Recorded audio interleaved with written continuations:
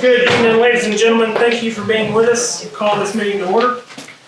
Council member Snavy, can you verify we have a quorum? We do. Matt? First item on the agenda is the invocation.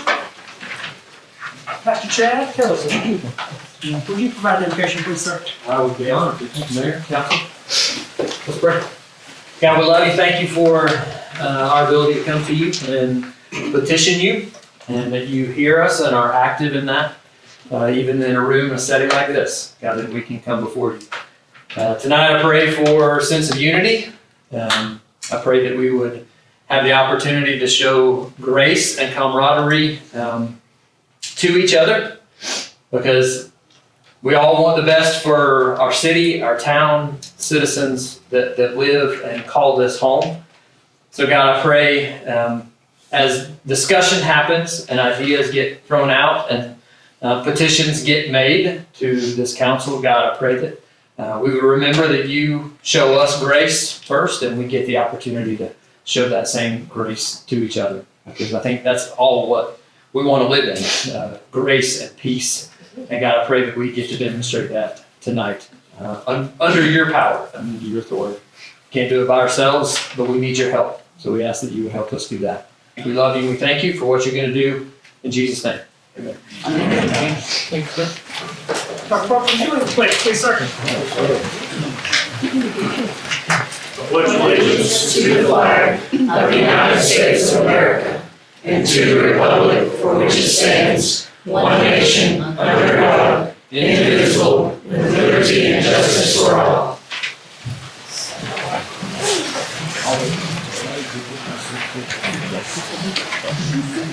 Council, we have a proclamation this evening from the National Society of Daughters of the American Revolution, America 250. This proclamation states, whereas on July 4, 2026, our nation will commemorate the anniversary of the signing of the Declaration of Independence.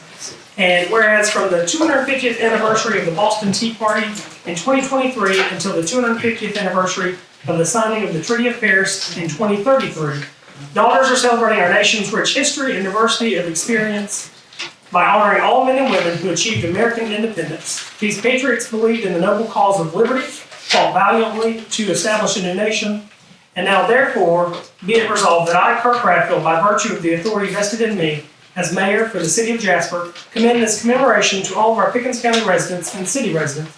In testimony thereof, affixed the 6th day of October, 2025. I signed this on the same date that Chairman Stansel actually signed one for the county. And with us is Suzanne. Are you here, Miss Suzanne? I am. Would you let us know a little bit about how our community plans to celebrate America 250? I would love to. Thank you. Thank you so much for this opportunity. I'm representing the Daughters of the American Revolution. So July 4th, 2026 is a big day for us. The county and the city have been so supportive with activities that we have planned. I won't bore you with all the things that we have going on, but hopefully you've seen the articles that have already been in the Pickens Progress, highlighting the 3 Georgia signers of the Declaration of Independence. If you don't know who those are, Google them.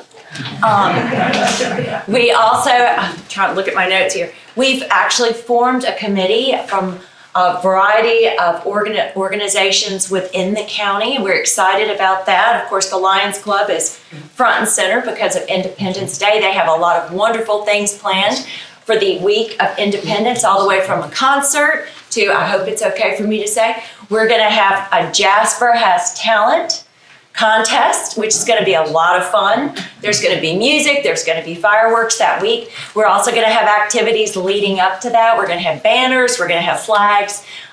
It's just going to be a wonderful, wonderful event. And I just want to close quickly with the purpose of our committee is to remind us of the courage and vision of our founders, to unite us as one people, to honor what we share, our history, our freedoms, and our future, and to inspire the next generation with the story of America's journey and the values that have sustained it for 2.5 centuries. Thank you. Thank you, ma'am.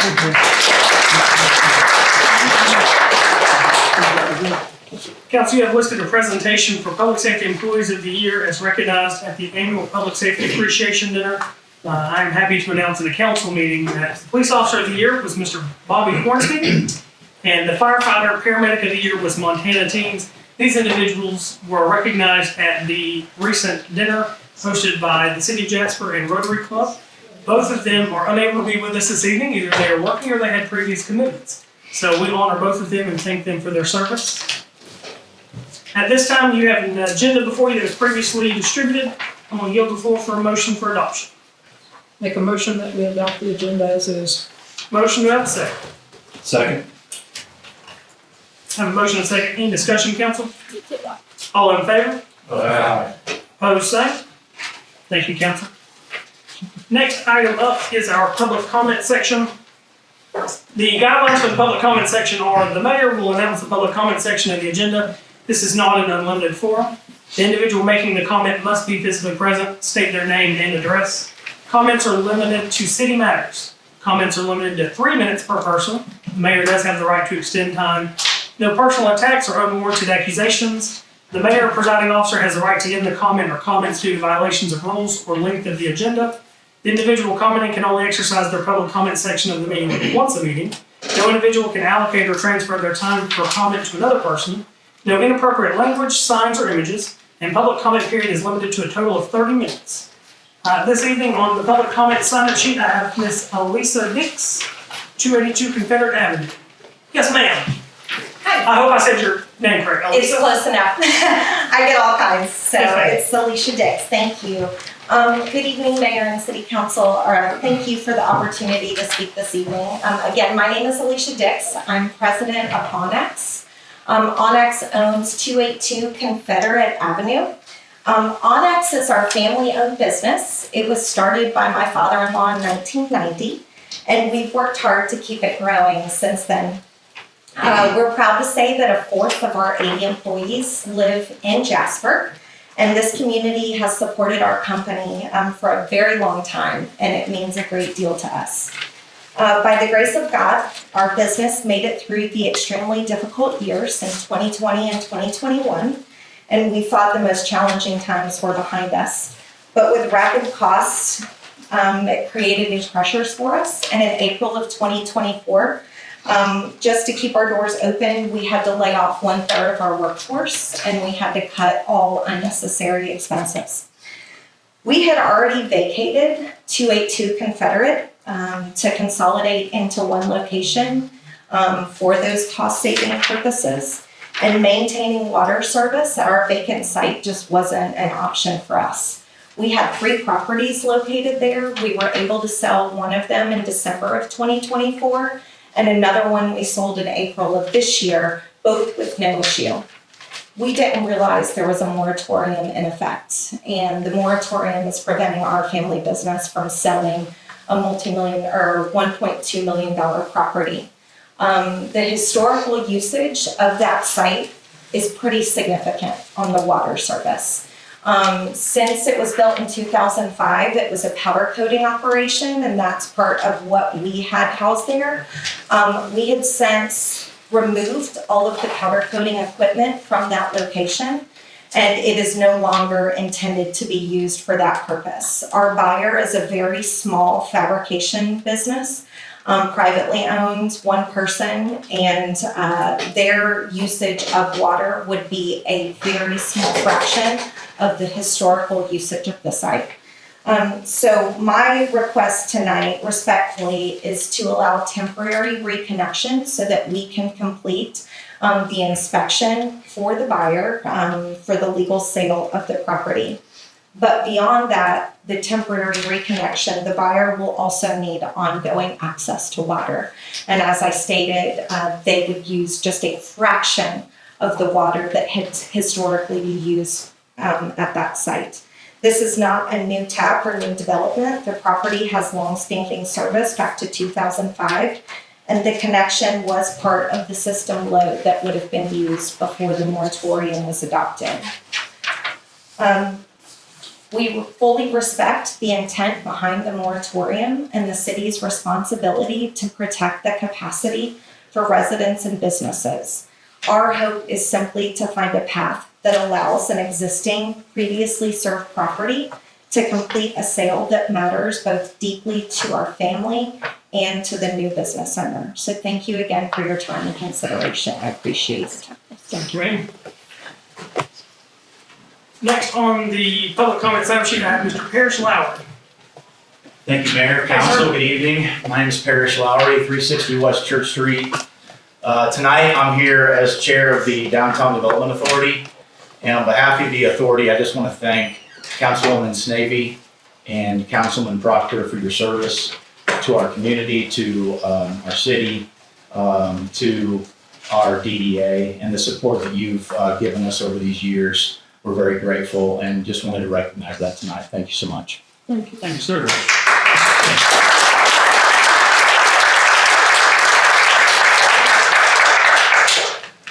Those are the only two I had signed for public comment. We will move on to the consent agenda. Give the floor for a motion on the consent agenda. So moved. Motion, do I have a second? Second. Any discussion, council? All in favor? Opposed, same. Thank you, council. Next item on the list is our public hearings, so I will open the public hearings at this time.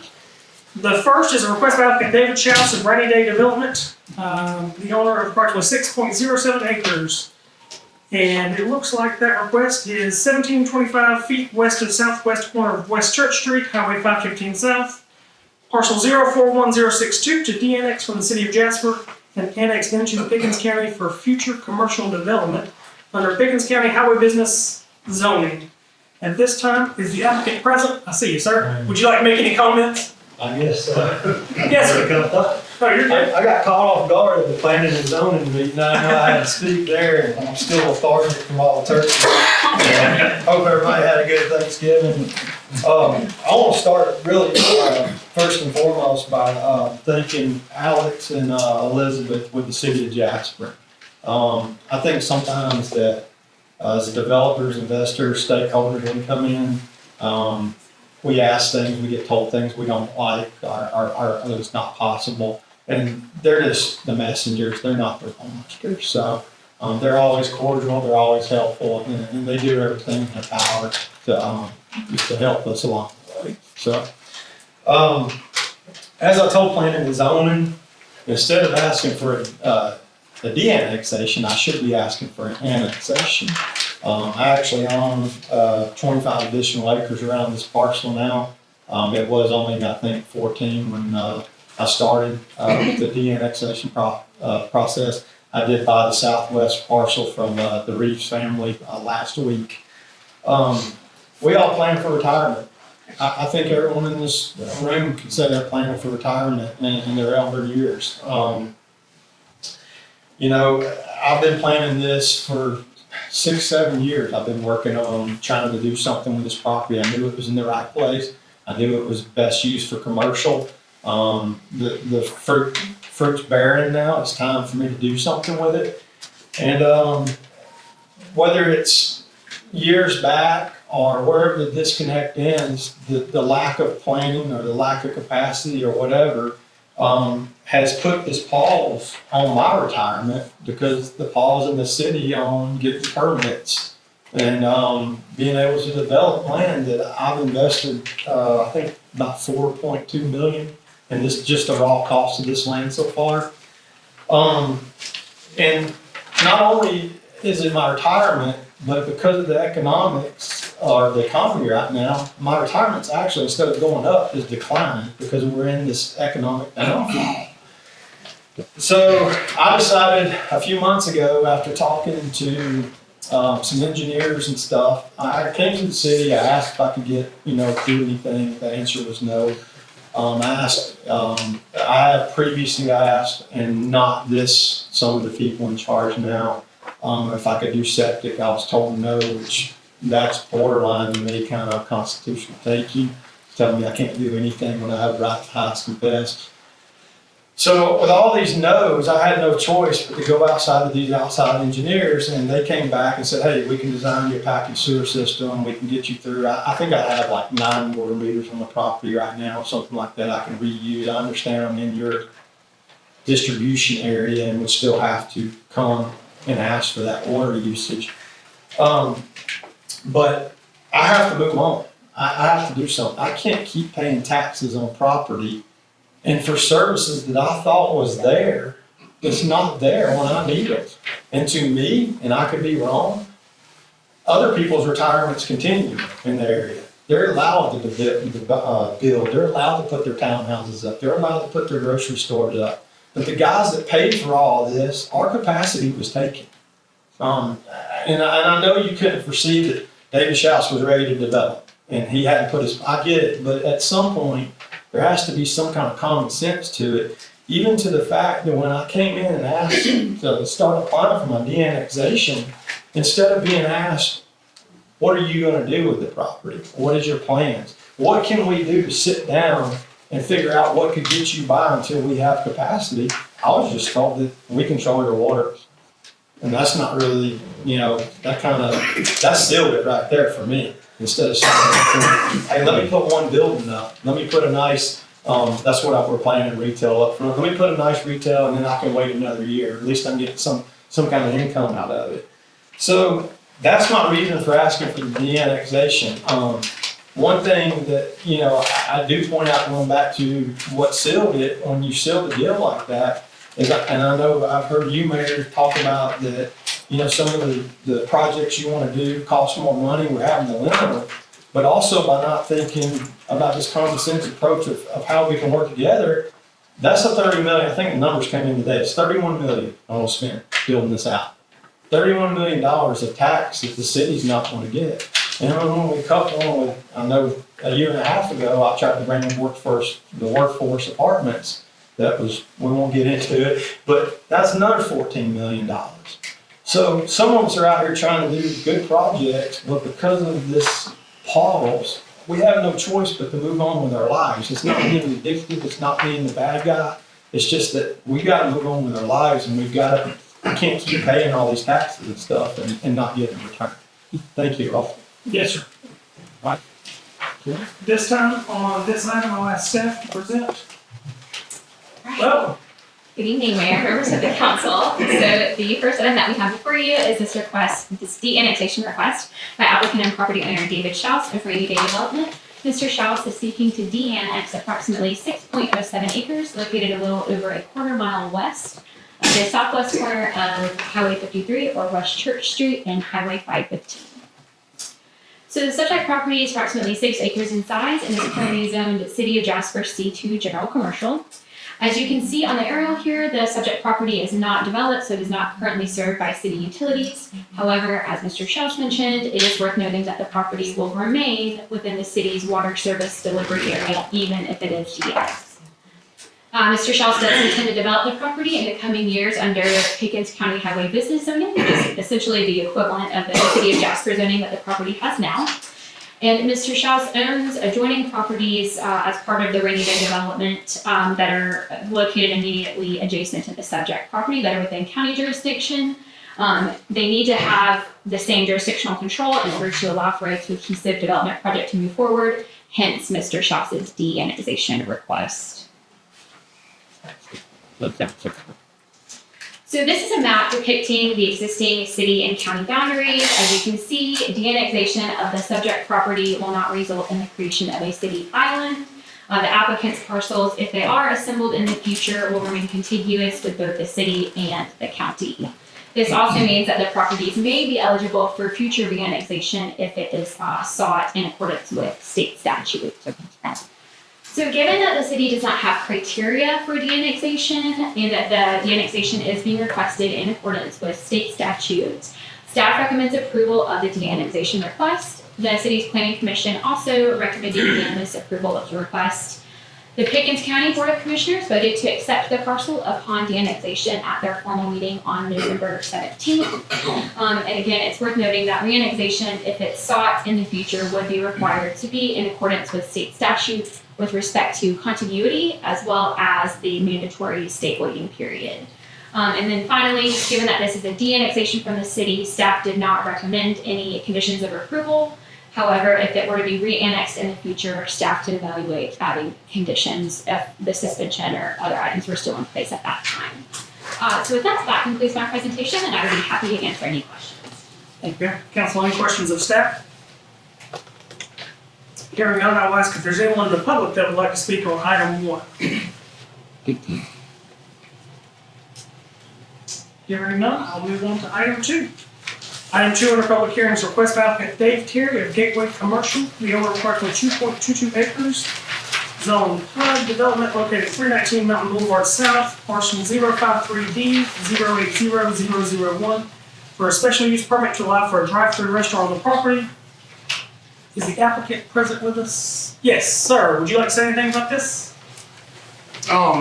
Just the only comment is that this is almost an identical variance request that was approved last month by City Council for a drive-through under almost the same conditions, and I'll let Elizabeth go through what those are. Thank you, sir. Staff? Alrighty, so the next item is a request for a special use permit within the Gateway Master Plan community. So the subject property is approximately 2.25 acres in size and is located about a quarter mile north of the intersection of Highway 515 and Highway 108. As you can see here on the map, the property is currently undeveloped. However, it is part of a larger planned commercial center. As Mr. Terry mentioned, we had a similar request for another drive-through special use permit within this center, at last month's meeting. Mr. Terry has also been before you with the same property for a variance request related to the Shouse replacement. So the overall property is planned as a mixed-use commercial center with drive-through and sit-down restaurants, retail, professional service, and office uses branded as the Gateway. And a portion of the center is already developed, so that white building you can see there is an existing 2-story office building that's part of the overall center. So surrounding uses include the de Jasper Assisted Living Facility to the north, Highway 515 south, and North Georgia Grading Facility to the east across Highway 515. The existing 2-story commercial office building that's also located within the same, master plan to the south. And then independent living cottages for the assisted living facility to the west or south. So Mr. Terry is here this evening requesting a special use permit to allow for a drive-through restaurant within the southern end-cap suite of his portion of the center. So in the C2 district, drive-throughs do require a special use permit. This is just to ensure compatibility with the surrounding land uses and traffic patterns. And so although this property is not explicitly zoned C2, the PUD document does default the commercial portion to the C2 development and use standards. So I've included an image of the site plan for the proposed drive-through. As you can see, it will wrap sort of the southwest corner of the building, and it will be able to queue up to 6 cars. Mr. Terry has not confirmed an end user at this time, but it is anticipated that it will be a coffee and breakfast type drive-through restaurant. So as part of staff's special use permit analysis, we evaluate the proposal against the Pickens County Joint Comprehensive Plan, which designates this property as part of the Jasper Arterial Commercial Corridor. This land use designation promotes a mix of highway-oriented land uses along Highway 515, and staff believes that Mr. Terry's proposal is consistent with the Joint Comprehensive Plan by providing a convenient drive-through use near the intersection of 2 major regional thoroughfares. So with that, staff is recommending approval of the request based upon the comprehensive plan consistency as well as the criteria in the zoning ordinance. I'll try to go through these briefly, but as Mr. Terry mentioned, these are in essence the exact same conditions that were imposed upon the other developer. So the first is that the development is subject to the city site plan review process. The second is that the configuration and location of the proposed drive-through shall be as represented on the site plan submitted with the application. The third condition is that the hours of operation are limited from 6 a.m. to 10 p.m. 7 days a week. The fourth condition is that the drive-through lane shall be a minimum of 12 feet wide. The fifth condition is that the drive-through shall have a maximum of 9-foot clearance. The sixth condition is that an awning or other similar weather protection shall be provided at the drive-through pickup window. The seventh condition is that a minimum 40 feet of stacking shall be provided between the drive-through entry and the order point. The eighth condition is that striking and signage shall be required at any pedestrian crossings within the drive-through, including employee crossings. The ninth condition is that measures shall be implemented to mitigate trespass of cooking odors. The 10th condition is that site lighting shall be mitigated to prevent any light trespass onto adjoining properties. The 11th condition is that the speaker shall not be audible from any nearby residential development. The 12th condition is that a business license is required prior to opening. The 13th condition is that no signage is approved under the special use permit and that a separate sign permit is required. And then the 14th and final condition is our standard acknowledgement of the ongoing temporary suspension. However, I'm not sure if you're familiar by this point, this property is planned to move forward without being impacted by the ongoing suspension. So with that concludes the conditions, and I'm happy to answer any questions. Council, any questions for staff on this item? Hearing none, I'll move on to the public. Is there anyone in the public who would like to speak on item 2? Yes, ma'am. My name's Penny Dykus, and I live at 279 Grand Circle. I'm a resident of Grandview at Gateway, which is one of the properties that sits near the Gateway. And I'm looking forward to this opening, and I look forward that we are going to have more green space there, and there'll be places allowed where there'll be entertainment and where we can go and grab a cup of coffee and all, and I don't think we'll miss those parking spaces because a lot of people in our community do have golf carts that they would take there, and I understand there will be units there where you can plug in your golf carts. And a lot of us like to walk up there already anyway, and we like the fact that it'll have sidewalks and the walkability of it, and I hope it gets approved. Thank you, ma'am. Anyone else from the public that would like to speak on item 2? Hearing none, we will move on to the next item. Third item is a request by applicant Daycare Gateway Commercial LLC, the owner of approximately 2.22 acres on PUD, located 319 Mountain Boulevard South, parcel 053D080001 for a variance to the zoning ordinance for off-street parking. Mr. Terry, I know you're here. Is there anything you'd like to say about this request, sir? Just briefly, I would like to preface again by thanking the city council for the opportunity to speak about the reduction of parking. And I believe strongly about this issue because I think it's critical to the sustainability of not just the Gateway, but it allows us to start the conversation around how we can continue to think creatively and innovate about parking for future generations and small business owners. So for the record, the vision for the Gateway has always been predicated around creating a strong sense of community, where affordable residential housing can connect with a vibrant and thriving commercial district with dining, retail, office, and amenities that offer a welcoming, friendly, and inviting atmosphere. As the site plan indicates, there will be plenty of convenience parking available and shared parking across the center in the rare instances where max capacity might be needed. More specifically, I believe that there are 6 core benefits that the approval of this variance will offer.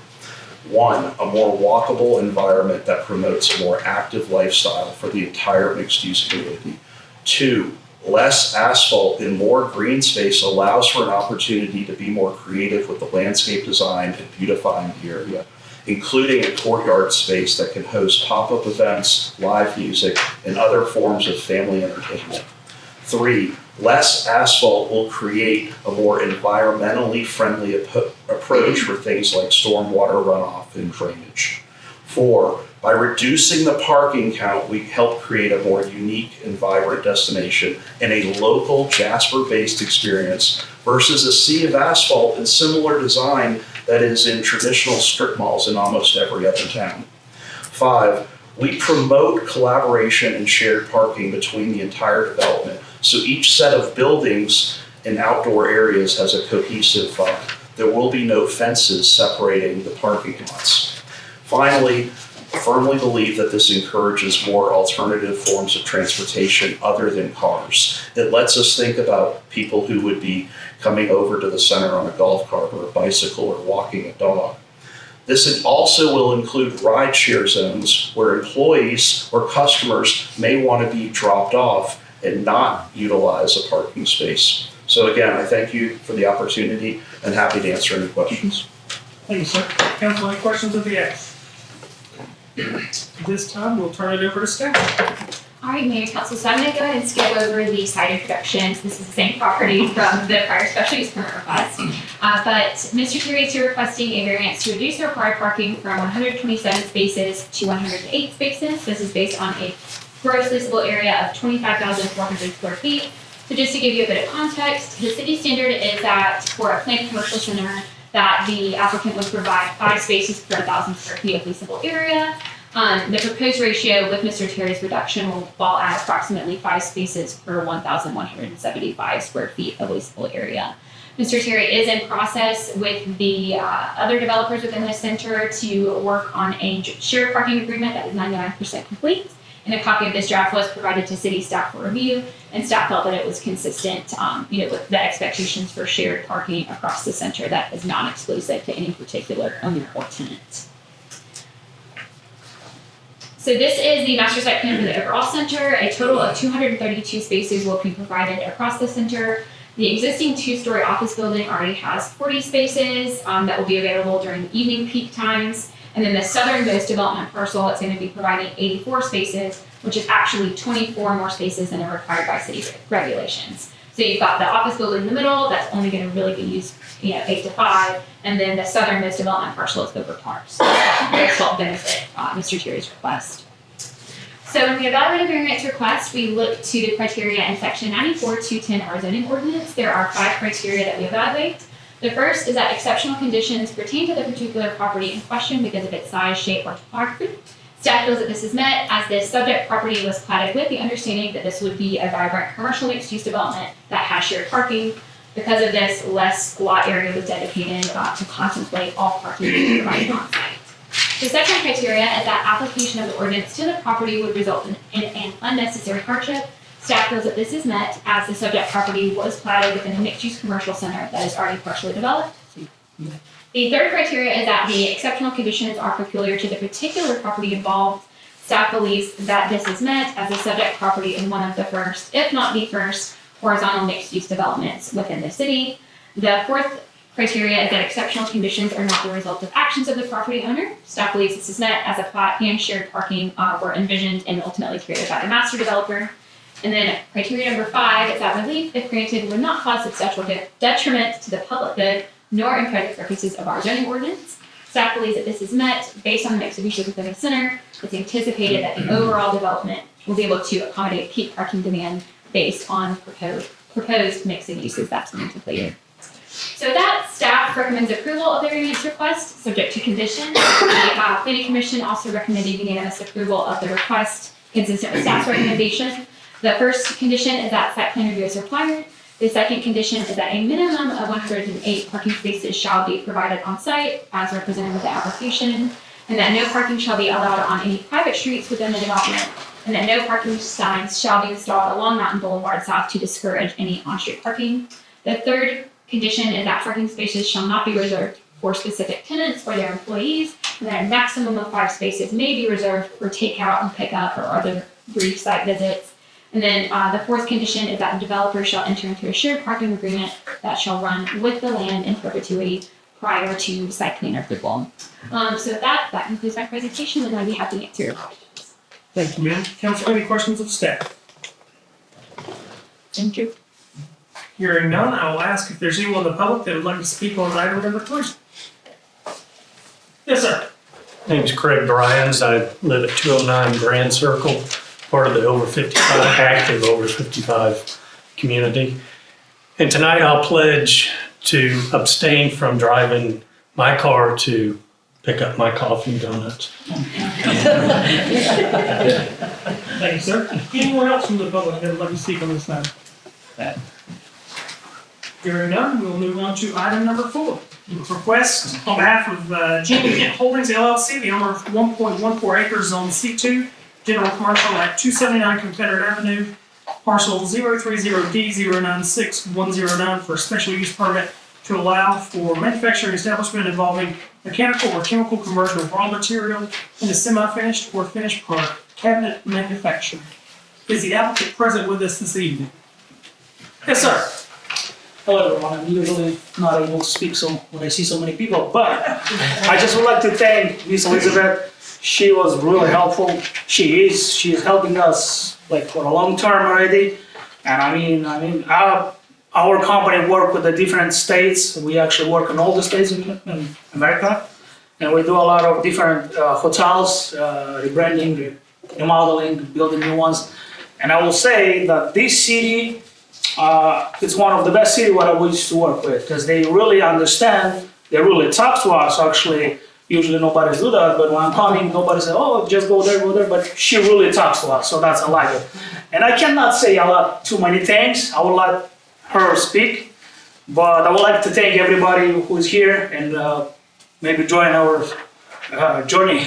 Thank you. And if you would state your name and address, please, for the record. I am Cormier. And the address is 279 Confederate Avenue. Thank you so much, sir. And at this time, staff. All right, so Mr. Cormier is here this evening requesting a special use permit to allow for custom woodworking on the property. As you may recall, in the past year, we've seen a couple of similar requests for cabinet manufacturing or other type uses. So this is similar to that request and is within the Mountain City Business Park as well. So the property is approximately 3/4 of an acre in size and is approved with an existing 6,000 square foot office and warehouse building. The property is served by city water and sewer and has about 75 feet of frontage on Confederate Avenue. As I mentioned, this property is at the end of the cul-de-sac of Confederate Avenue, right in the heart of the Mountain City Business Park, which, as you're familiar, is located just south and east of the Walmart. So the Mountain City Business Park does accommodate numerous other similar or even more intense kind of manufacturing, warehousing, automotive type uses and business operations. As you may recall, the Commission and the Council have historically recommended approval of other similar types of applications within this business park. Surrounding uses include vacant warehouses to the north and south, which are both zone C2 general commercial. And then we've got undeveloped property to the east that's zoned to C2 general commercial, that fronts on General Lane. And then to the west, we have more Auto Works, an automotive repair facility, which is also zoned C2 general commercial. So the applicant, Mr. Cormier, submitted this special use permit request on behalf of his business, True Craft Millwork, which manufactures custom cabinetry and wood installations for hotel renovations. So in the C2 district, these types of manufacturing operations require a special use permit when you're making a finished or semi-finished product from raw materials. And this is again just to ensure compatibility with the surrounding uses. We want to make sure that there's not excessive noise or dust or anything that would exceed the ambient conditions of the area. True Craft represents that they will have 1 to 2 employees at this facility, and deliveries will be 1 or 2 times per week. And they've also represented that all work will be performed indoors for proper dust control and ventilation. So these are some of the examples of the custom furniture and installations that will be constructed at the facility. I thought that these were pretty cool, and I just kind of wanted to showcase, some of the craftsmanship and cool exports that we have coming out of our city. So with that, again, when we evaluate a special use permit request, we look to the Pickens County Joint Comprehensive Plan, which designates this property as part of the Jasper Arterial Commercial Corridor. This corridor promotes the free and efficient flow of traffic and goods, and staff believes that this is consistent with our comprehensive plan by providing a limited traffic commercial use and is adequately insulated from any nearby residential development. So with that, staff is recommending approval of the request subject to conditions. I'd also like to add that the Planning Commission unanimously recommended approval of the request per staff's recommendation. The first condition is that no staining or chemical finishing shall occur without a City of Jasper approved paint booth, and that would be approved by our fire marshal as well as planning and development. The second condition is that outdoor storage shall be screened by an opaque fence not less than 6 feet in height. The third condition is that the employee parking lot shall be restriped with ADA parking and signage provided. The fourth condition is that a city business license is required prior to opening. The fifth condition is that all new signage shall be approved by the city prior to installation. And the sixth condition is an acknowledgement of our ongoing temporary suspension. So with that, that concludes my presentation. I'm happy to answer your questions. Thank you, ma'am. Council, any questions of staff? Hearing none, I'll move on to the public. Is there anyone in the public who would like to speak on item 4? I would. Yes, sir. David Shouse. They moved in, well, I don't know if you got the business permit or whatever, but they've been there a few months working. And they've been a joy. I own 257 Confederate. They've been a joy to be next door to us. Very considerate. I mean, there were some things, moving in that we kind of talked about. They've been very nice and neighborly, so, and I don't have a problem with it, based on what they told us they're doing and parking and all. So good. Thank you, sir. Anyone else would like to speak on this item?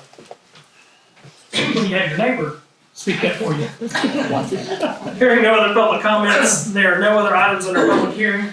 I will move to close the public hearing. Council, we have moved on to the old business portion of the agenda. Old business item number 1. I will turn that over to staff. Ms. Burgess, welcome to the meeting. Yes, ma'am. Good evening, council, Mr. Mayor. For items 1 and 2, which are old business, this is for the annexation rezoning for 773 Fairview. They have asked to continue to the February 2nd meeting. I've also informed them that they will be required to re-advertise and do all that at their own cost for this February 26th continuation, as it has been over 3 months since the last continuation. If I may, for just one moment, in the packet it says February 3rd. I think we want to make a text correction that it is February 2nd for the council meeting, correct? Now, don't know. I'm looking at the calendar, February 2nd is a Monday. All right, then, February 2nd would be Yes, right. ma'am. So council, just for your knowledge, it says February 3rd in your packet. That is to be corrected to February 2nd. No problem.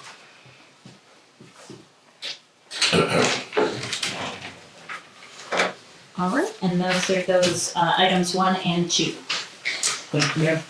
Council, I will yield the floor separately on these. Item number 1, if I can yield the floor for a motion, they have requested a continuance until the February meeting. It's a courtesy on this. I mean, this has been ongoing for months and it seems like it's gonna continue. I mean, is it just us being good stewards and allowing them time? Can they not get their ducks in a row? Is there any news as to why they keep pushing back? From what I understand, that they're still exploring the utility upgrades that may be required for this project, that may not have been adequately addressed prior. I'm not sure if they've set up a meeting or anything with staff regarding utilities yet. So they're looking to meet and discuss utilities. So that's obviously what everybody wants to meet and discuss. But that's the reasoning that they had given me, that they haven't had a chance to reach out to staff yet or sit down with staff. So they wanted to continue to the February meeting. No indication on why they haven't been able to sit down? Oh. Mr. Seifert, if I can get a legal opinion, sir, if council continues this to the February meeting, is it appropriate to notify the party and their legal counsel that could possibly be their last extension by this elected body? I think it's fine that you give them notice that it's possible that it's the last extension. There's really nothing in the ordinance that limits the discretion of the council. But, at some point. I feel the tension and anxiety of council. We've been through some extensions, so I think it may be wise of council, if the motion is made to approve, that the condition being that verbiage be provided to the party, that council may consider this their last extension. Well, I was gonna go the opposite direction and make a motion to deny requests. I mean, this has been ongoing for months, no word, no sit down with staff. They obviously don't wanna work with us, so I'm okay with denying the request. Ms. Burgess, if we deny the request, staff-wise, that just throws it on your January agenda? It's already been heard at planning commission. Okay, fantastic. Mr. Douglas, would that be correct to add it to our January agenda if it's denied here? we could hear it tonight. Yeah, because I'm not sure what the intent would be from council. It is just a practice that kind of in the legal realm of doing, but beyond that, I don't have any issues with it. All right, I'm gonna yield the floor for a motion, Council. I'll make a motion to deny request for consideration from applicant to rezone, to annex the property into the city of Jasper. I have a motion to deny. Does that motion include when it would come before council? You want it on the January, or do you just? Oh, I was going to deny it now. I don't know why. But this is just, I'm yielding the floor to deny the request. Yes, sir. Yes, so I was just gonna clarify. Yeah. So what would happen is, because I don't think there's been a public hearing before this body, Correct. what Burgess was indicating was planning and zoning heard it through the public hearing forum. When it came to the council for the public hearing forum, they requested a table. So it technically has not been heard before the elected body. I understand that. So to the mayor's point, if council were to say, hey, look, we don't want to grant this extension, then by default, we would have to at least have it onto the January for a public hearing. And again, just to let the public know, procedurally, due rights, we want to make sure that the public has a chance to know to be heard, one way or the other. Thank you. Yes, you. I'd like to strike my motion. Send your motion. So I would like to make a motion to not extend to February and to have it on the January council for public hearing. Second. I have a motion and I have a second for this to come before council in January. Any further discussion, council? All in favor? Aye. Opposed, same. Thank you, council. Thank you, sir. Item number 2. Is that open for both? Item number 2, I'm going to yield the floor. I anticipate a very similar motion. Oh, I see. Yeah, make a motion to deny request for February and to have it on the council meeting in January. Thank you, sir. I have a motion. Do I have a second? Second. Motion and second. Any discussion, council? All in favor? Aye. Opposed, same. Thank you, council. Thank you, sir. I thank y'all for your patience and helping me understand. I've done it. Moving on to new business on our agenda, item number 1. Ms. Burgess, what Ms. Bell? Alright, so again, this was a request to de-annex approximately 6 acres located a little over a quarter mile west of the southwest corner of Highway 515 and Highway 53 from the City of Jasper and annex into Pickens County. City staff recommends approval. The City Planning Commission also unanimously recommended approval, and the County Board of Commissioners has voted to accept the parcel if it is de-annexed. Thank you, ma'am. Council, I'm going to yield the floor for a motion. I'd like a motion that we approve the de-annexation. I have a motion. Do I have a second, council? Second. Any discussion? All in favor? Yes, sir. I'm sorry. There is a, David, there is a, Mr. Shouse, there is a, there's not a condition on this, but there is a state statute that limits your ability to re-annex. Do you understand and accept that? Yes, we've explored and we also the state statutes on combining with other parcel and then that does away with that. Yeah, we're fully aware of that. Thank you. Sorry about that. No, Any further discussion, council? All in favor? Aye. Opposed, same. Aye. Thank you, sir. Thank you, council. Item number 2. Right, our next request was by applicant Dave Terry of Gateway Commercial LLC for a special use permit to allow a drive-through restaurant for property located at 319 Mountain Boulevard South. Staff and the planning commission recommend approval of the request subject to conditions. Thank you, ma'am. Council, this time, you're on the floor for a motion. Make a motion that we approve the special use permit. Have a motion, do I have a second? Second. Motion and a second, any discussion, council? Mr. Terry, you understand the conditions. There's lots of them on this one. I do, thank you. Thank you. Any further discussion, council? All in favor? Opposed, same? Thank you, council. Item number 3. Alright, so our next request is by applicant and property owner Dave Terry of Gateway Commercial LLC for a variance to reduce the required parking for a planned shopping center under 400,000 square feet from 127 spaces to 108 spaces. Staff and the planning commission recommend approval of the request subject to conditions. Thank you, ma'am. Council, you have the floor for a motion. Make a motion that we approve the variance on ordinance 2025-26. Have a motion, do I have a second? Second. Motion and a second, any discussion, council? Same question, Dave? Yeah. Yes, thank you. And I just want to say, I know that for people at Gateway, it's going to be easier to walk there, but our downtown is still a wonderful option. Any further discussion, council? All in favor? Opposed, same? Thank you, council. Item number 4. Alright, so this is a request by applicant Ian Cormier on behalf of property owner Gene Kent Holdings LLC for a special use permit to allow for custom woodworking for property located at 279 Confederate Avenue. Staff and the planning commission recommend approval of the special use permit request, subject to conditions. Thank you, ma'am. Council, yield the floor for a motion.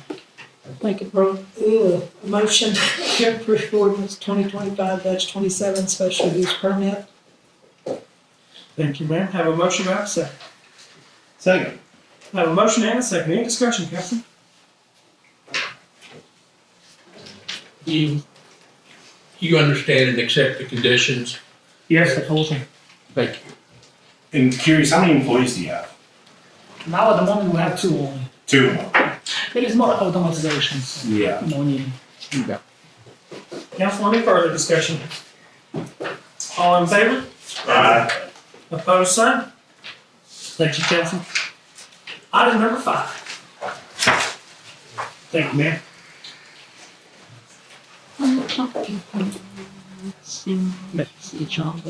No computers posted. Good evening, council. Mr. Mayor, in front of you have, so we have 2 items 5 and 6. They're similar requests. We're gonna address them individually, but I just wanted to say that they are similar in nature because after discussions with legal, we had to do a little finesse in order to keep these businesses moving. So your first consideration is the approval of an alcohol license by LC Taco and Beer LLC. As you all know, this is an existing business and it has changed ownership. And then when you change ownerships, you have to also change your alcohol license. So they have to go through the same procedure as you would for a brand new license. So that requires the 4 weeks of having the ad run in the paper, having it posted outside. So unfortunately, where they fell in our course of everything did not leave us at an equal and awesome 4 weeks on today. So after discussions with legal, we came up with some way a way to move this forward. So as of 12/15, we will have the 30 days window met. And so we cannot give them a new alcohol license until that 12/15. However, if council sees fit, we can issue them a temporary to cover the gap legally through the Department of Revenue in order for that 15 to, that December 15th and the 30 days to come to fruition. Now, we would not do this normally if they were not a restaurant or owner that is in good standing with the city and has maintained the license with us for the duration and all of that. With the blessing of legal, we are asking for consideration for the alcohol license for LC Taco and Beer LLC at 61 North Main to be issued a temporary until 12/15 and then the permanent 12/15. Thank you, ma'am. Council yield the floor for a motion for the issuance of a temporary license as needed and for the permanent one to be on 12/15. So moved. Have a motion, do I have a second? Second. Any discussion? No, I just want to thank staff for the assistance. I was approached by this business owner with a few inquiries, so thank you for helping me navigate that. Yes, it's not easy to navigate. No, not all the time. Any further discussion, council? All in favor? Aye. Opposed, same? Thank you, council. Next item, item number 6. So similar situation we have over at Johnny's Pizza over there in the Highlands Plaza. Sorry.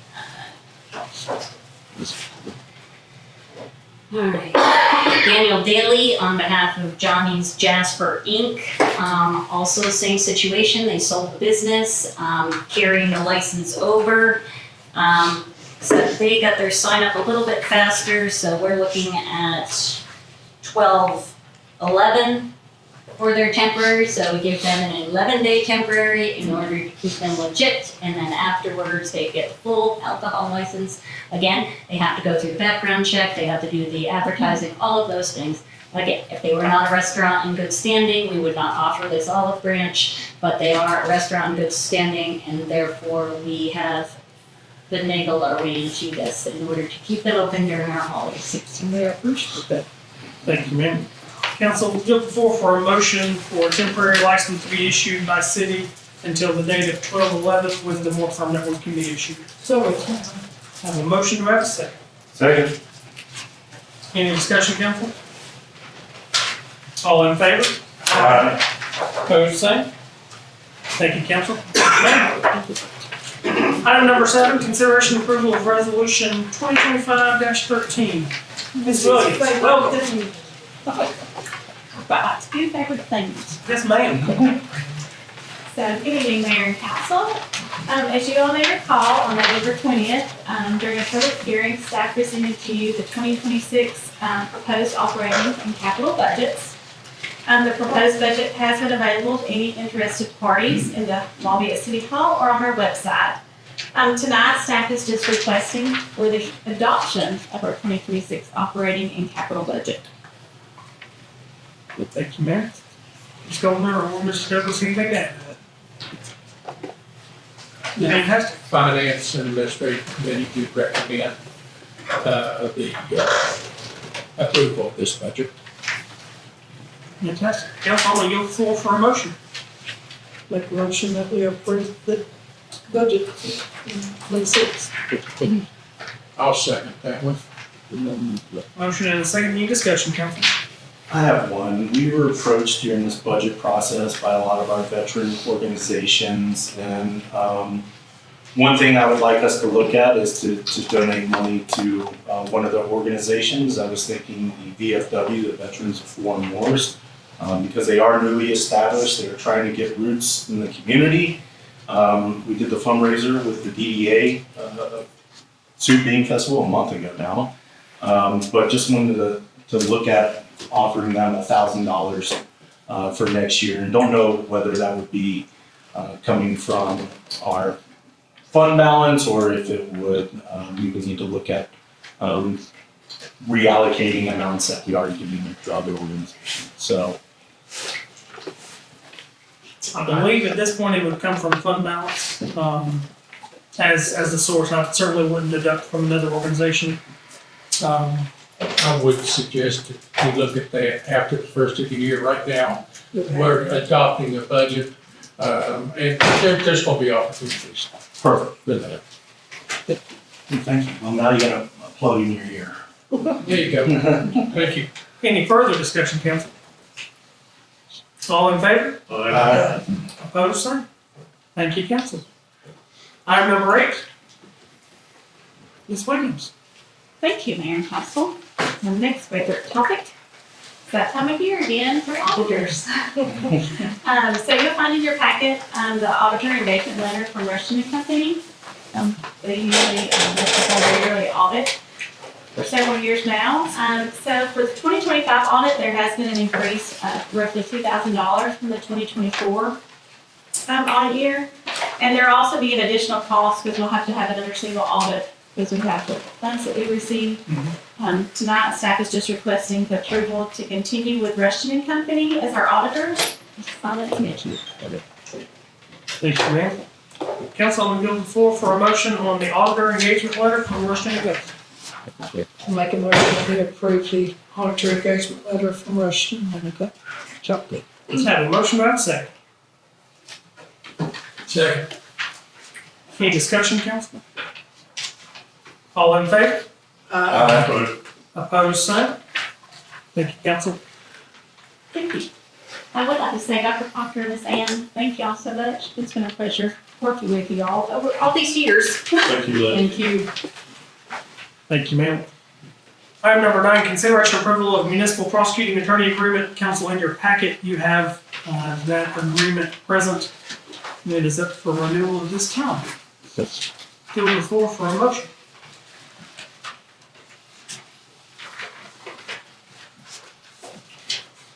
Motion to approve the agreement with the municipal prosecuting attorney.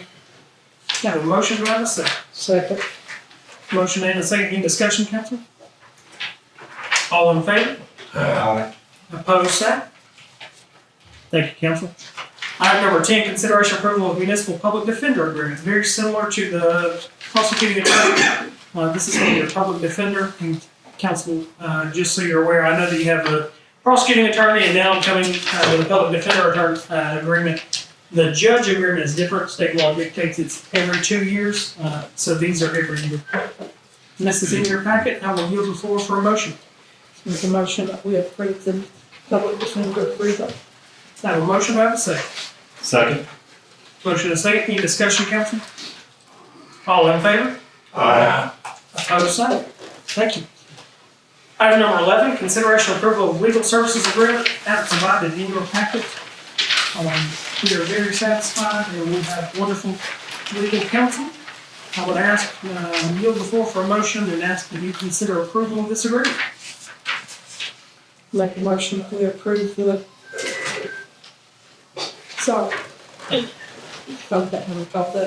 approval of the legal services agreement. Second. I have a motion and a second. Any discussion, council? All in favor? Opposed? Thank you, council.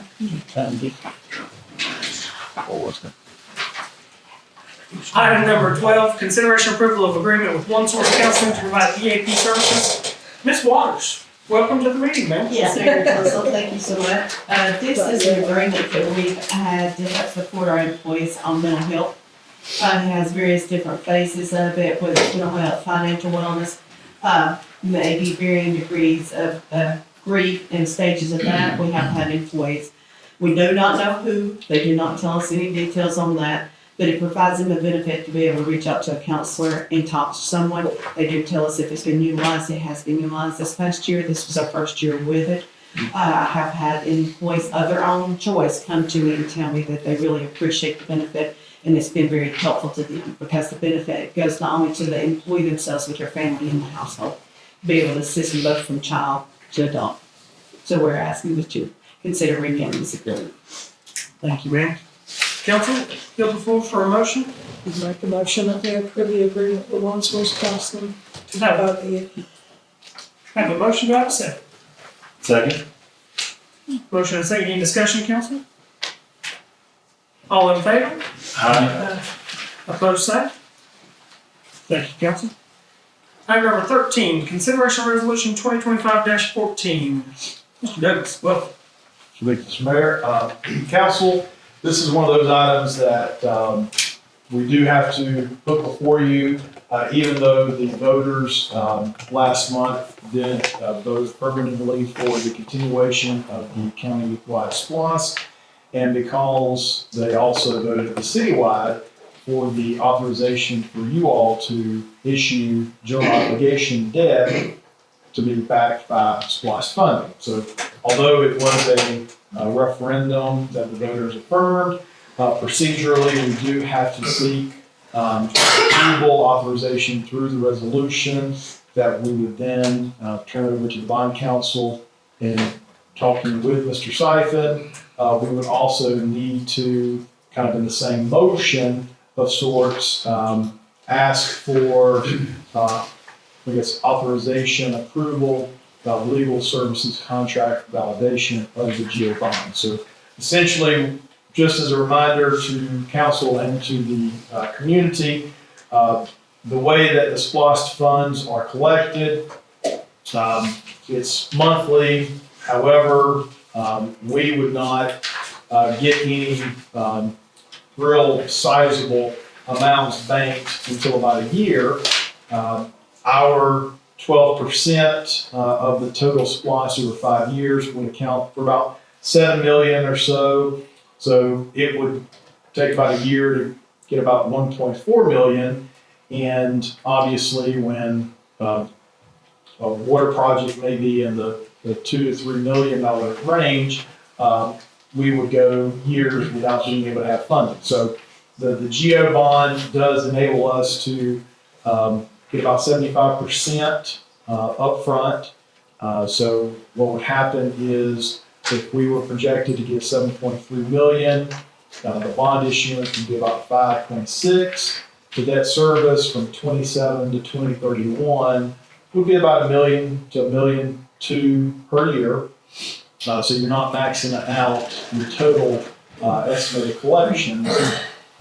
So again, this is just procedural matters. I think from the staff perspective, we would support it because it would allow us to tap into that funding pretty immediately. Now, when I say immediately, of course, the July 1 of 2026 is when the 2026 SPLOST begins. The 2020 SPLOST ends June 30.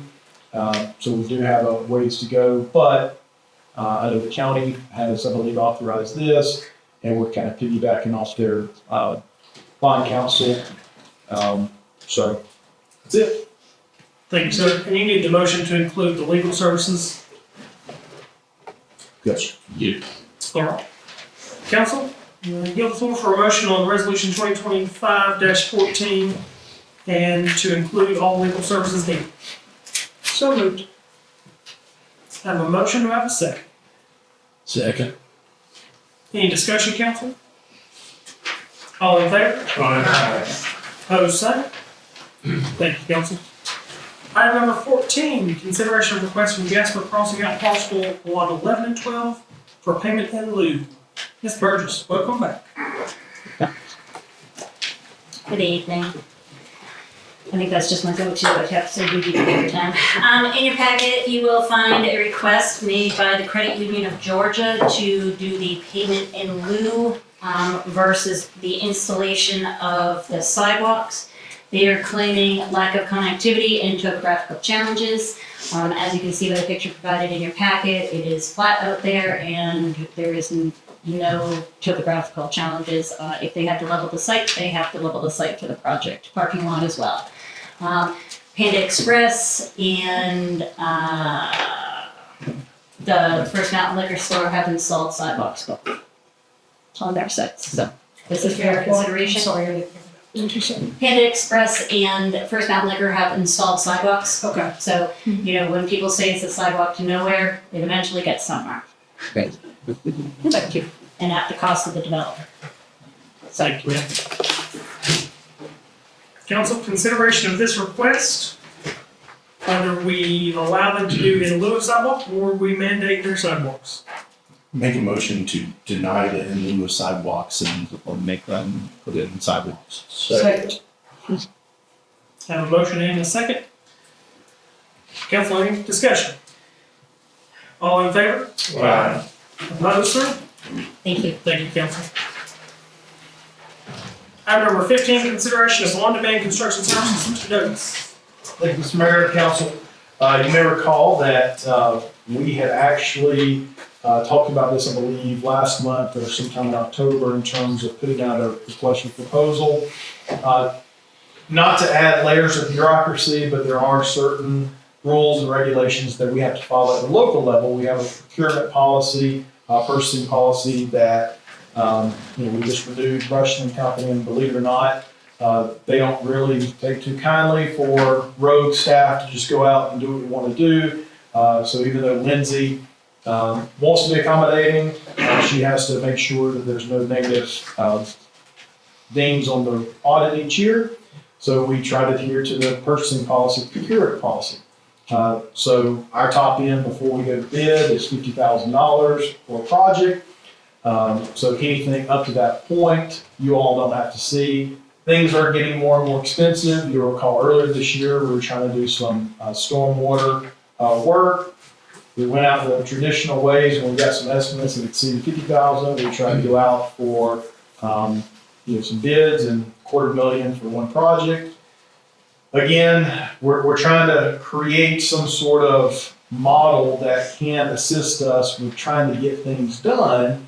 Even though we have limited funding, we do have some funding. So we can do some things, but we just have to stay within these parameters. So this is a way that we were floating out a proposal to get on-demand contractor services.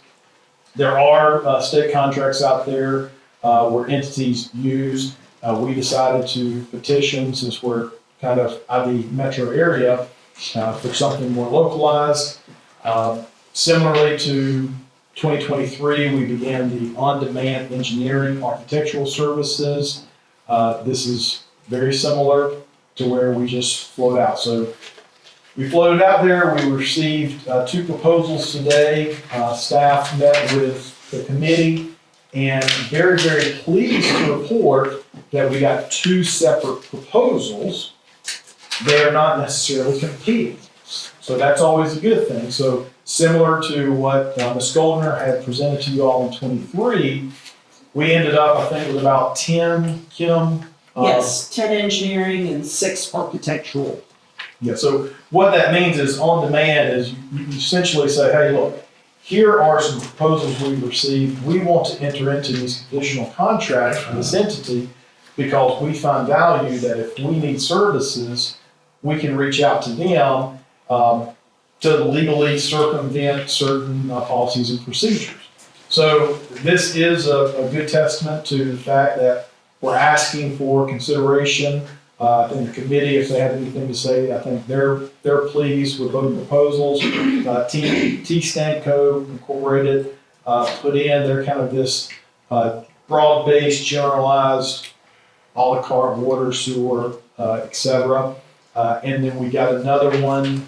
It was, I believe, NGI trench pipe and sewer repair.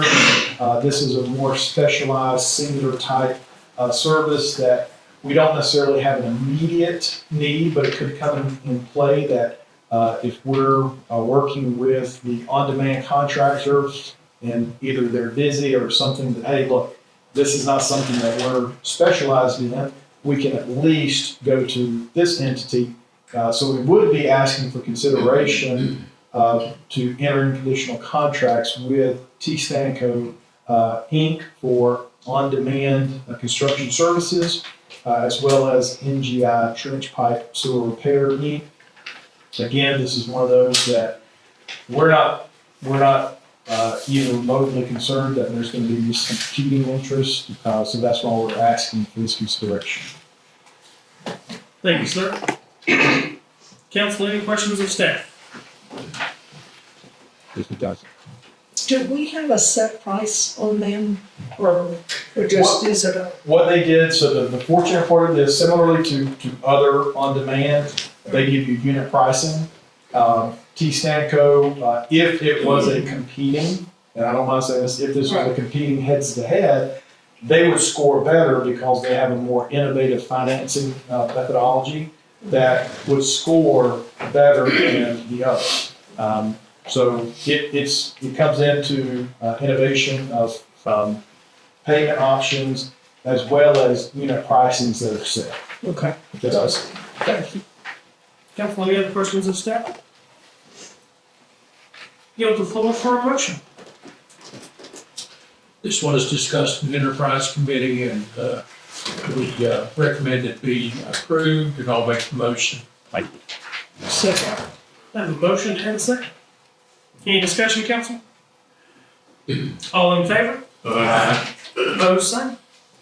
Mr. Mayor, if I would, I'd like to thank Teems in the audience and his couple of his boys. I'd like to thank them for the service they provided up until this point. They helped us out in some pretty sticky moments, and really appreciate it. Well, I'd like to thank y'all for letting us work for you. That's all I have to say. Item number 16, discussion Gateway at Grandview. Mayor Pro Tem, Dr. Crawford. Thank you, Mr. Mayor. Yes, sir. So in the October regular council meeting, I brought forth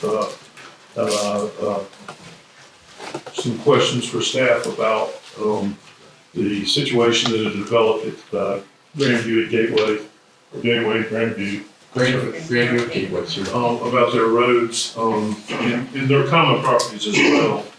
And at that point in time, I put forth for staff, or we did, a request to evaluate the original intent of those roads.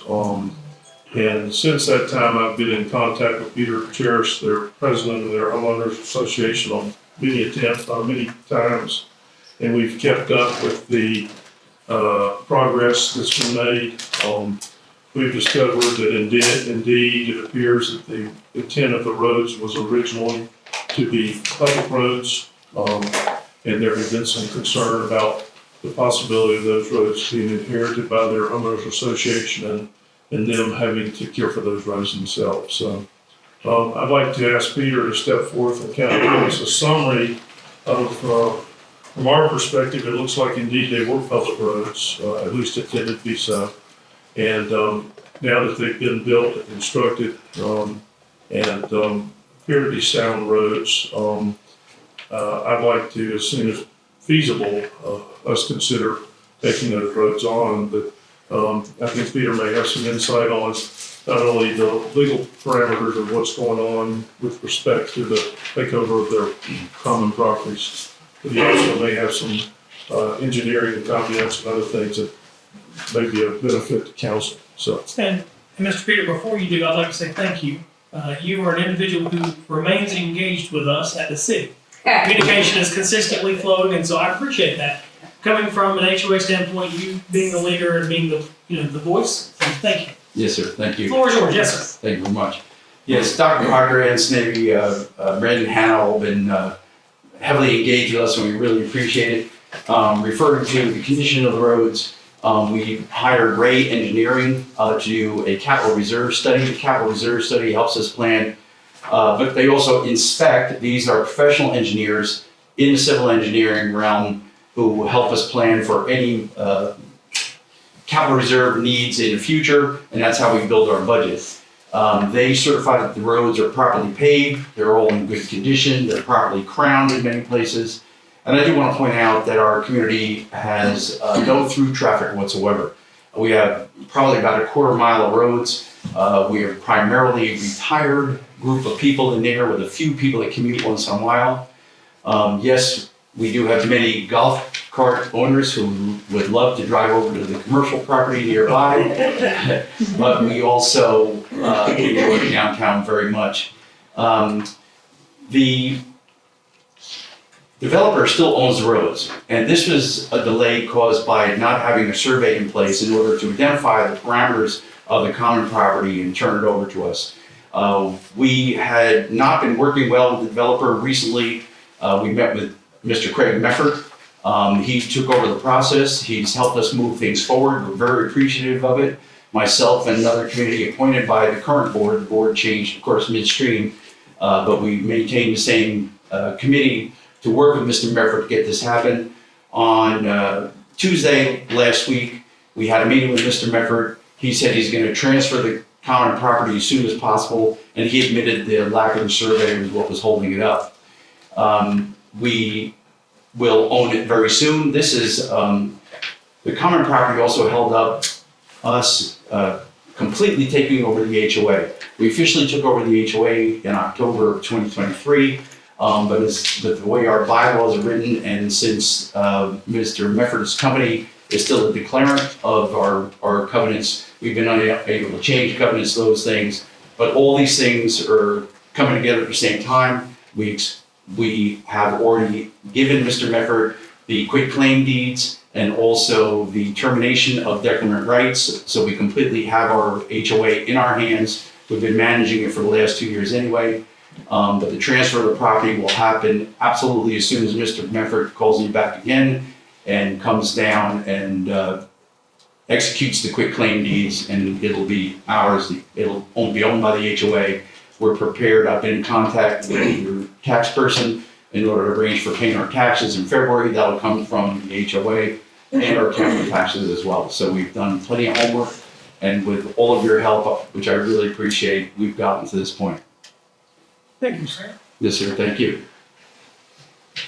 Any further discussion on this item?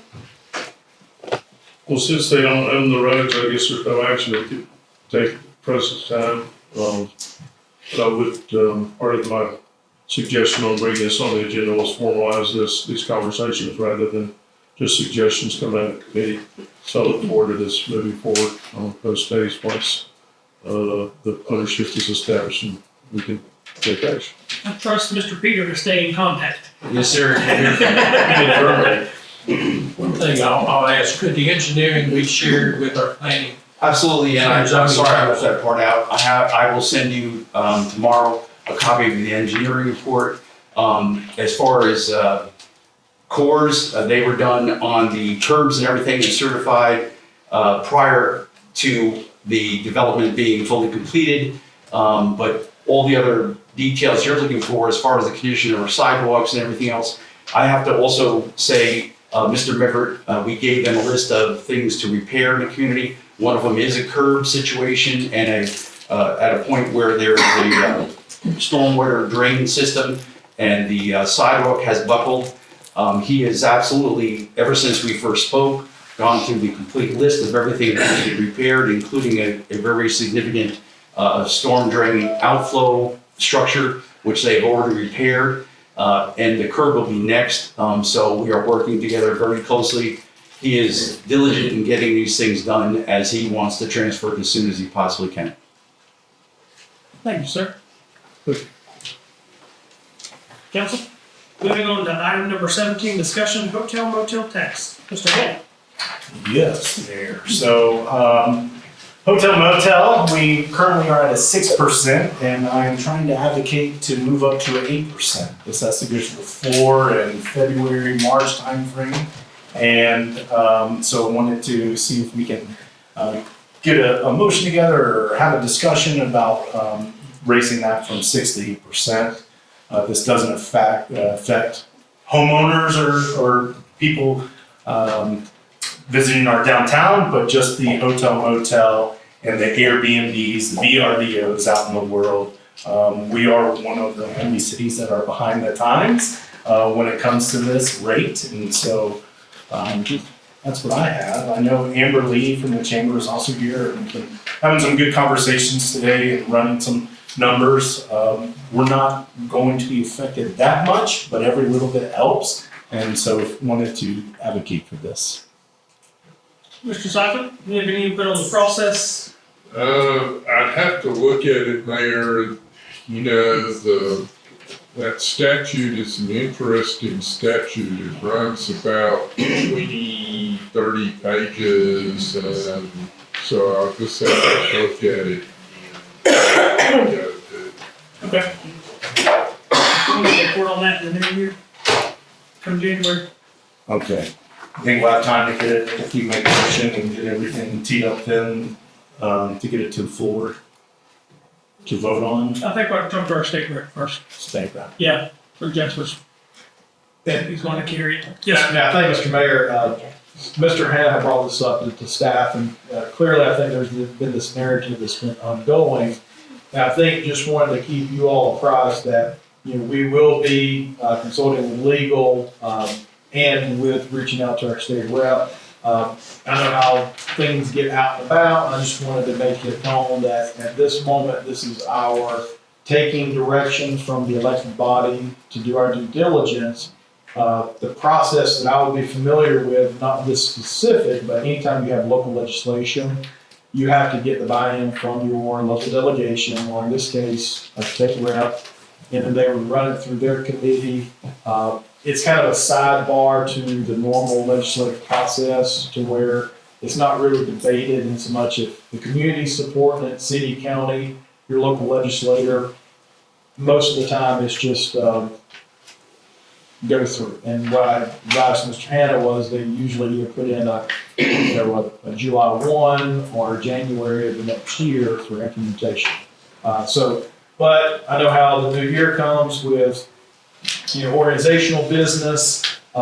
Did not want this to all of a sudden get into February and us not having traction.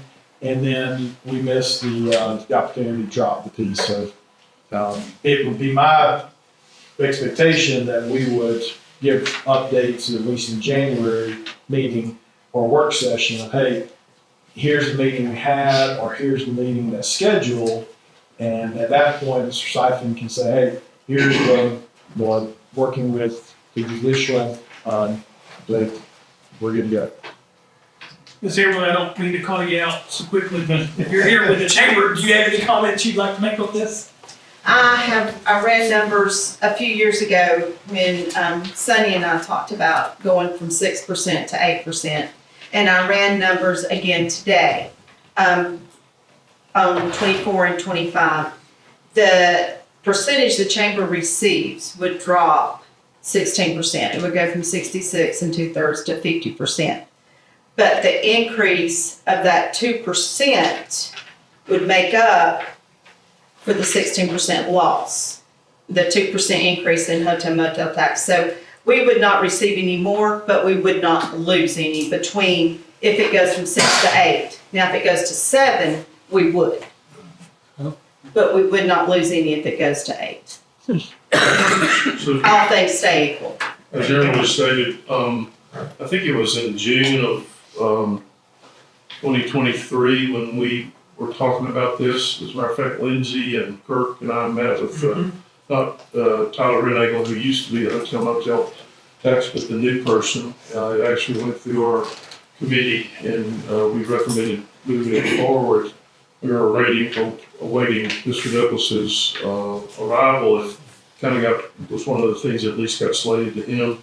He and I had some conversations about that. I actually talked to Rick about it last session, and that was at a point in time where he had a lot of things on his plate, the airport, authority dissolution, some other things, and his plate was pretty full. So he is aware that we've had these conversations. So I think it really kind of just turned out to, it's just arithmetic. And for many years, we've studied this pretty intently, and it's just 2% more. So a little bit different in how you use those funds, but I think every little bit will help. Staff really wants to work on it, get an update. I'll work with state rep and staff to get the support behind dropping a bit. Perfect. Thanks.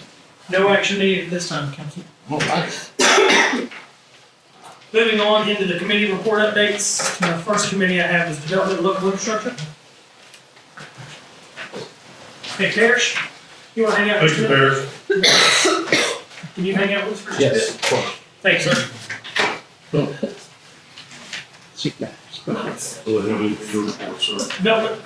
anything, sir? Finance and admin.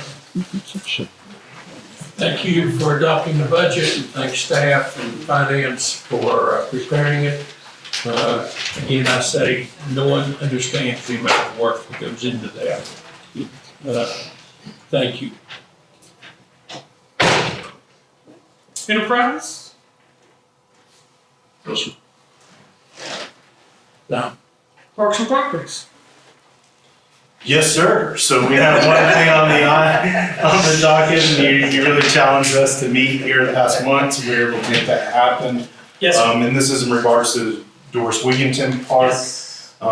Had a resident come in concerned about opening up one of our entrances. However, at this time, I still think that we continue with the opening of the 2 locations that we have that are marked. We have legends there so people know the trails.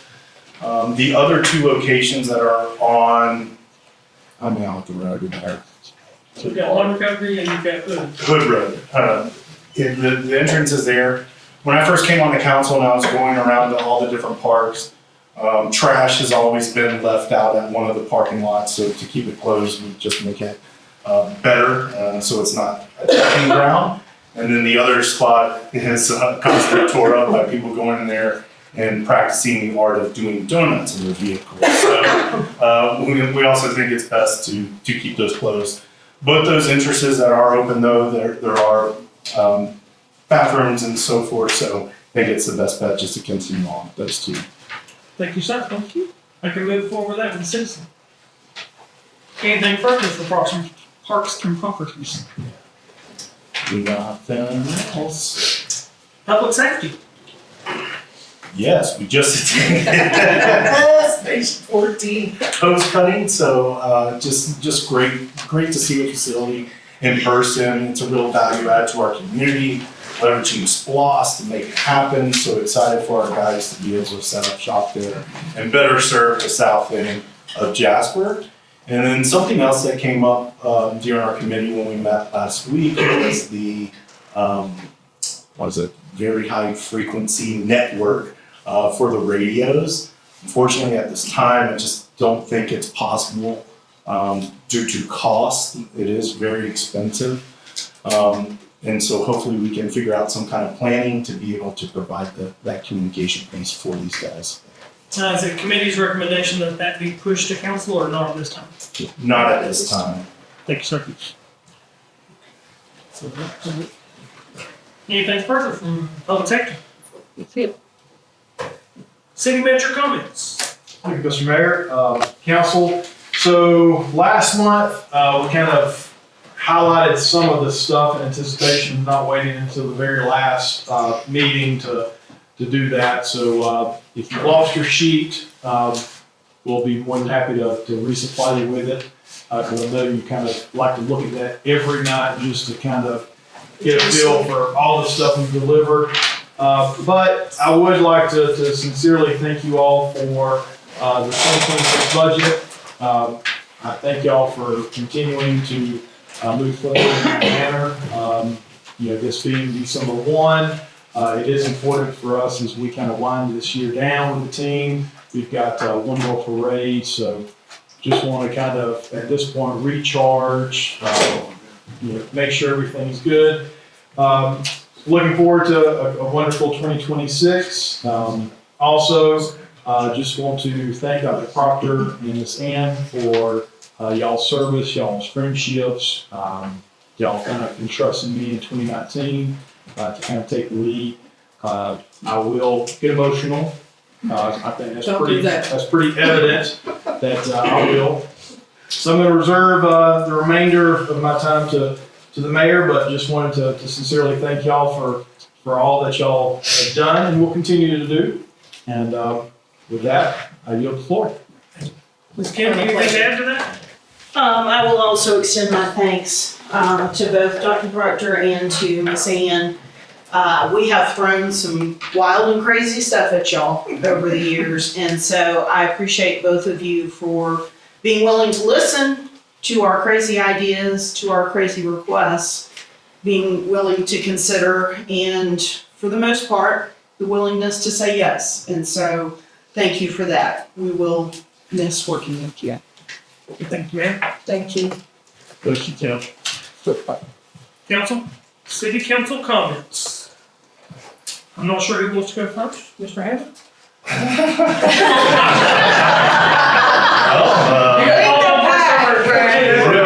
Yeah, so obviously I'm really good at this whole governance stuff, processes. So thank y'all for bearing with me. I did want to promote one thing. I am lucky enough to serve on the DDA, our Downtown Development Authority. And so really just want to take this opportunity to promote an event that we're having.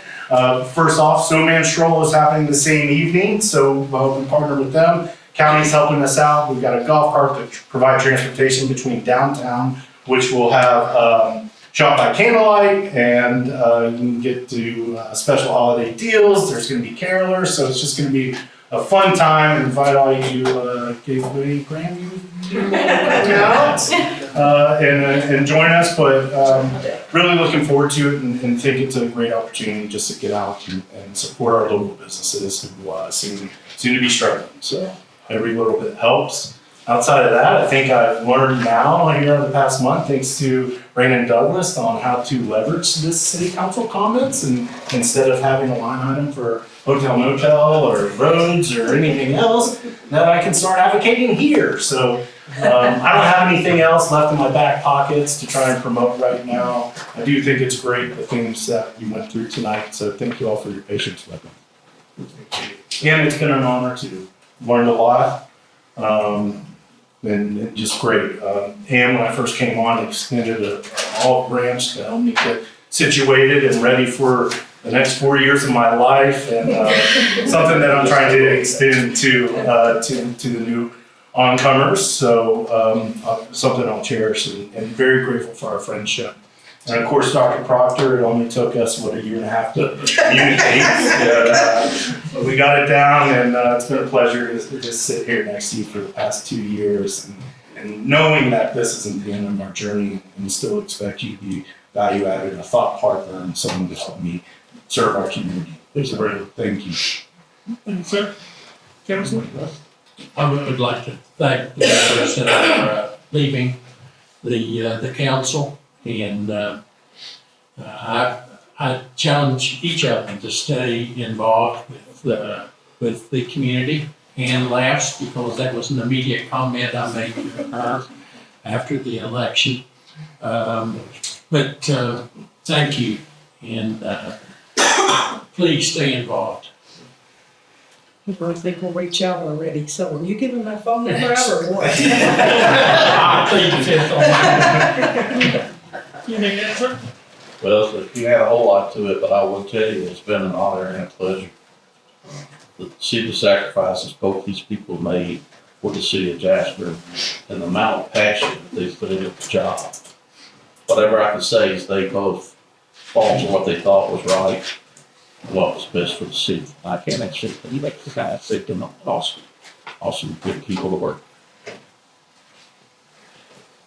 And it has been a pleasure working with all of y'all, and to the staff. I don't think we give them enough credit a lot of times. So I do appreciate y'all listening to us gripe when you come with your crazy ideas, but we do appreciate everything y'all have done.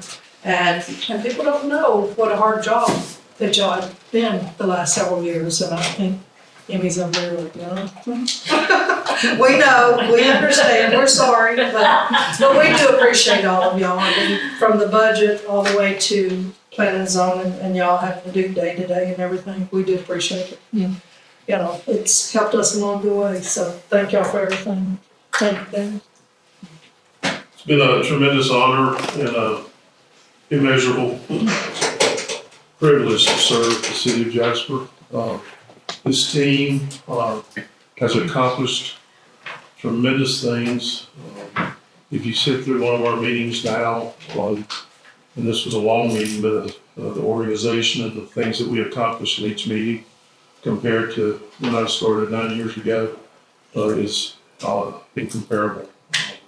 Certainly I want to thank the staff, because we couldn't have done it without you. And we've taken our city from into the, at least in my opinion, into our century. We have a modern city now from an operational standpoint.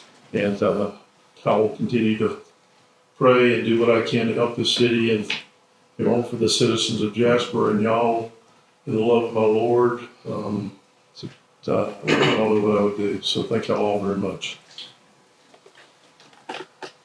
One thing that I want Amy to tell, with their snowman stroll, that it is free to will you say just a quick? Sure. Speed. Thank you. Snowman Stroll is a heart project. I lead every time with. It's just something that's a give back for us. We're extremely grateful to this community and everybody that is supporting this event. It's free, open to the public. We're gonna have, try to just create a night of magic for the children of our community. We've had this year, this is our second year. So this year, Knights of Columbus and Rotary have partnered. They've done coats in the school system and for the children of the community. We're also doing some hats and gloves and just loving on the kids and families in our community. I tell you, if you didn't come last year, come this year. See these children leave with their guardians, their grandparents, their aunts, their uncles, their parents. When they're leaving, everybody's smiling because they didn't spend a dime. We've got crafts, we've got Santa, we've got all the things that just gives them a night of love and joy. So thank you for that opportunity. We look forward to partnering with First Mountain Christmas, again with the golf cart. We're extremely grateful for that communication and for that opportunity. So thank you guys so much for your support. It is a great thing that y'all are doing because there are a lot of families that are struggling and this is a free thing that I did want to put out there for people and families to be able to do. Thank y'all.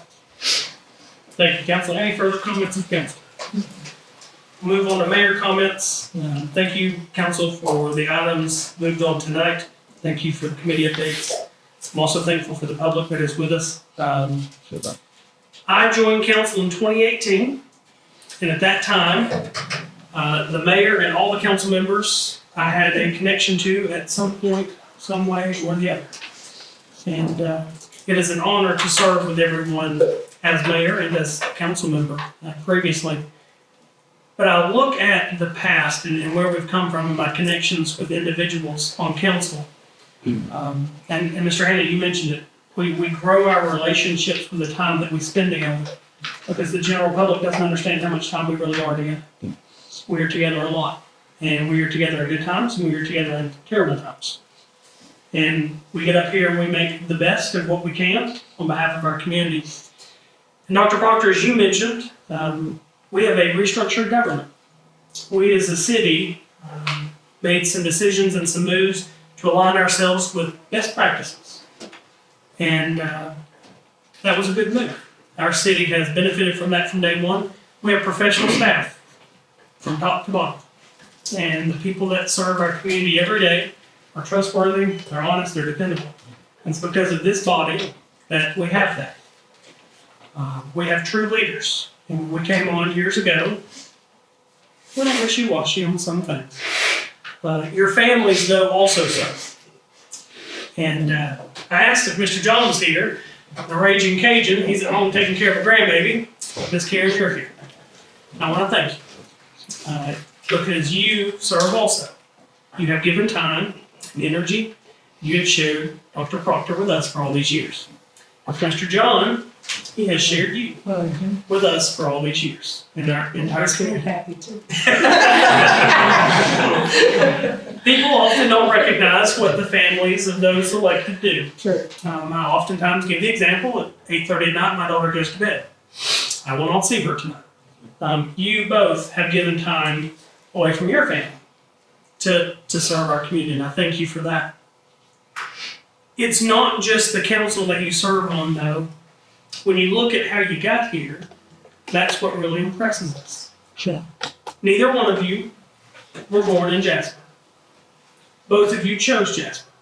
And I know I sound like a broken record. I hear this, and I say this quite often to people. You chose to make this home. You made a choice and a decision to invest in this place and to love on these people.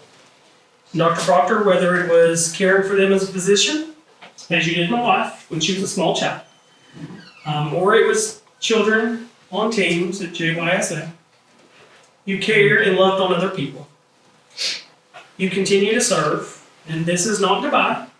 This is a thank you. It's a new season, and it's turning over a leaf. So from the bottom of my heart, as mayor, thank you both. We have been through a lot in life, and this is just one season closes. So thank you. So I'm ready to harass somebody different. Yes, I think Mr. John has a good name. As a small token of our appreciation as a city, we do have some awards here to recognize an appreciation of your service, distinguished service, your devotion, your dedication, and your support to the city of Jasper. I would ask that both of you come over here and let's take a picture as a full council.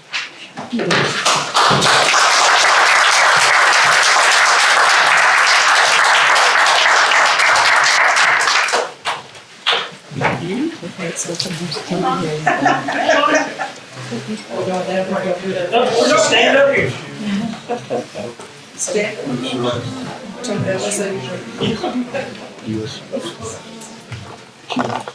Jim, if you can scoot it. No. All right, Brandon, what do you think? Big smiles.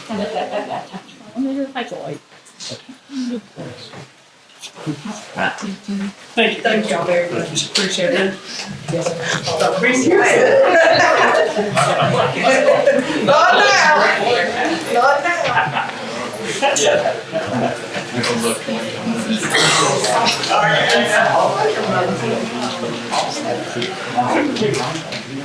Council, next item on your agenda is the executive session for the title of legal. I would entertain a motion to go into executive session for legal.